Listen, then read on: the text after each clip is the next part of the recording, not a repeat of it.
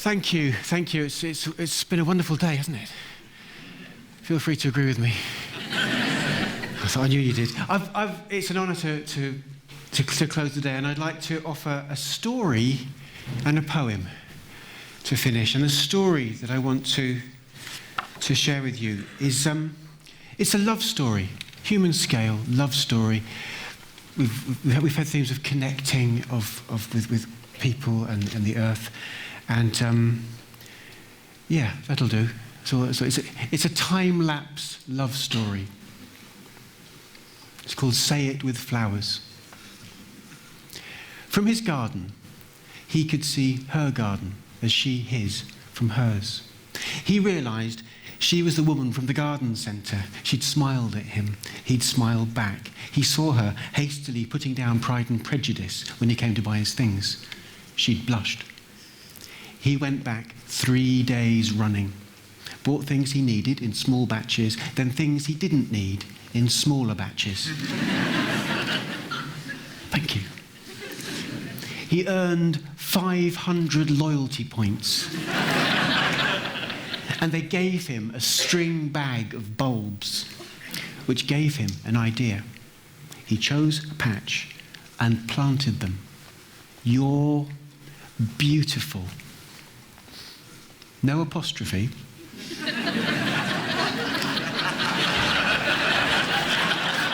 No E.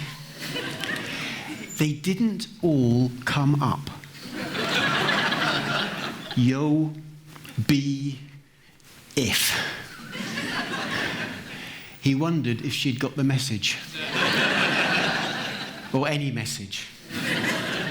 Probably not. Time passed.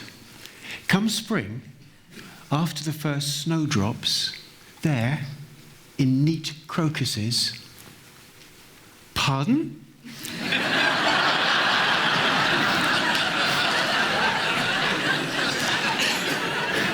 Surging with adrenaline, he bought 2 bags of bulbs. All the same this time, fritillaries. Tenderly reiterated, you are beautiful. There, he'd said it. The wait was difficult. Then, they didn't really synchronise. While some were still just peeking through the soil, the keen ones spelt ooh, te, foo. The rest would catch up soon. Before they did, though, strong winds in the night flattened the U-T-I. She woke to the message, F, U.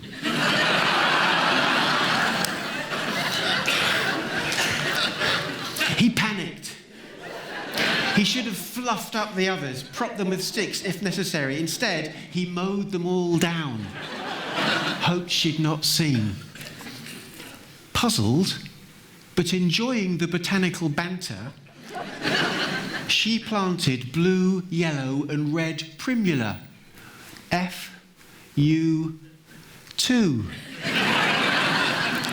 He was crestfallen and would not trust fritillaries ever again. Painstakingly, he planted penitent red lupins. Oops, sorry. Then, across his former lawn with cornflowers, no offence meant. Feeling for him, she replied in January, none taken. In snowdrops, planted compassionately, but perhaps not as carefully as before. What he read was, I am taken. A bitter blow. He knew what he had to do. Bravely, he planted hardy pansies, let his house, and rented a flat. Well, she was sorry to see him go and surprised to read, goodbye, good luck. 2 years later, he moved back. She spotted him out tidying the garden that the tenant had let slide. Shyly, she planted grape hyacinth. Hi. He responded cautiously in delphiniums. Hi. She, in careful crocuses, are you okay? He'd had enough.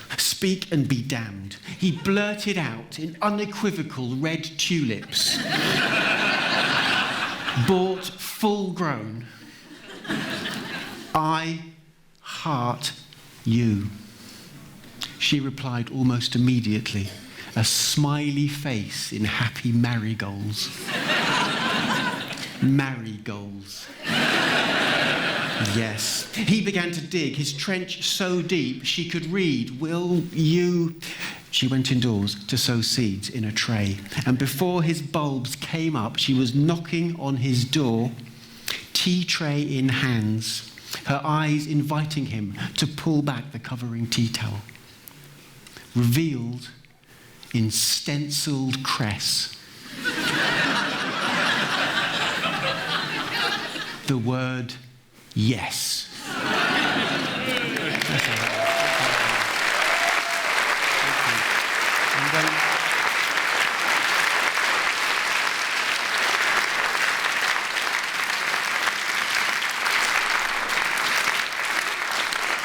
Human scale, thank you. And I'd like to finish with a poem in the first person. And this poem, it's about trying to bring all of oneself to one's journey, to one's life. And it's written in the first person. It's an attempt to be universal as well. It's trying to say, I'm hoping that you think you're like this too.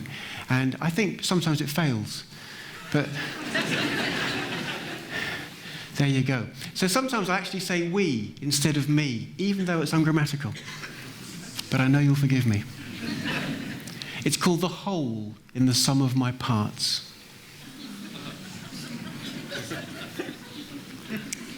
Part of me is punctual. It turns up right on time. Part of me is functional, though slightly past its prime. Part of me is criminal. It's quite against the law. And part of me is subliminal and kind of either or. Part of me is lowly. It lows just like a cow. And part of me is holy, at least holier than thou.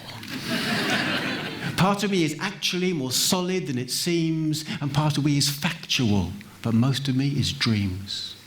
Part of me is truculent, don't look that way at me. Part of me is succulent, suck it and you'll see.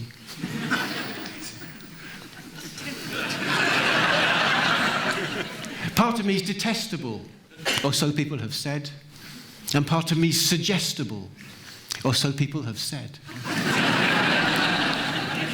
Part of me is competitive, it only wants to win. And part of me is repetitive, or so people have said.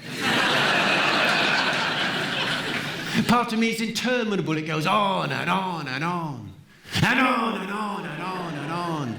And on and on and on. This part of me is prolific, it writes reams and reams and reams. And part of me is terrific, but most of me is dreams. Parts of me are distant, and yet can seem so near. Parts of me are whispers, which the other parts can't hear. Parts of me are broken and tremble to the touch, and these parts can be spoken, but I don't speak them much. Part of me is pensive, I think. But I don't know. And part of me is defensive. So? Part of me is celestial. It gleams and beams and gleams. And part of me is bestial.